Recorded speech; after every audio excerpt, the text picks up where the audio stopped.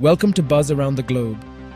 Hundreds of foreign passport holders and wounded trapped in Gaza started leaving the war-torn territory on Wednesday as the Rafah crossing to Egypt opened for the first time since the October 7th Hamas attacks, AFP correspondents reported. Convoys of desperately needed aid have passed between Egypt and Gaza, but no people have been allowed through the Rafah crossing. Queues formed early Wednesday at the terminal, and some 545 foreigners and dual nationals along with about 90 sick and wounded were expected to leave. After being allowed into the terminal area, huge queues formed around crossing booths for checks on passports and other documents.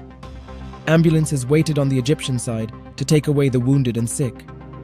The border authority in the Hamas-ruled Gaza Strip said that Egypt had agreed to let in 81 of the most badly wounded on Wednesday through Rafah, the only crossing not controlled by Israel. The zone around the terminal has been hit during Israeli air raids on Gaza after the Hamas attacks, which Israeli authorities say left 1,400 dead, mostly civilians. Another 240 people were taken hostage. Some of those being taken out for treatment in Egyptian hospitals are among more than 15,000 wounded in retaliatory Israeli strikes, which the Hamas-run health ministry says have killed more than 8,500 people, two-thirds of them women and children. Reports say a field hospital with an area of 1,300 square meters would be built to receive the wounded Palestinians in the city of Sheikh Zuweid in northern Sinai, about 15 kilometers from Rafah. The United States voiced hope that hundreds of Palestinian Americans stuck in Gaza would be able to leave through Rafah. US officials had earlier reported a deal with Egypt on the crossing and accused Hamas of not letting people through.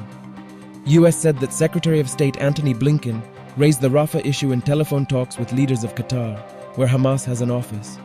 Foreign governments say that people from 44 countries and 28 agencies, including UN bodies, are living in the Gaza Strip, where 2.4 million people have been living through bombardment without water or electricity, and with little food after Israel tightened its 16-year blockade further in response to the Hamas attacks. Israeli National Security Council chief told reporters that there was still a dispute on aid deliveries, with Egypt seeking to let more trucks into Gaza, but Israel saying it was limited to searching dozens of vehicles per day. The United States, which has backed Israel but pressed for greater humanitarian considerations, has voiced hope that 100 trucks per day could go through Rafah. The decision to open the crossing came hours after an Israeli strike on the largest refugee camp in Gaza, where the health ministry has said at least 50 people were killed. Egypt on Tuesday condemned the strike on Jabalia camp in the strongest terms, warning against the consequences of the continuation of these indiscriminate attacks that target defenseless civilians in a foreign ministry statement. Do tell us what you think about this video in comments section, and for more news updates, subscribe to India Today.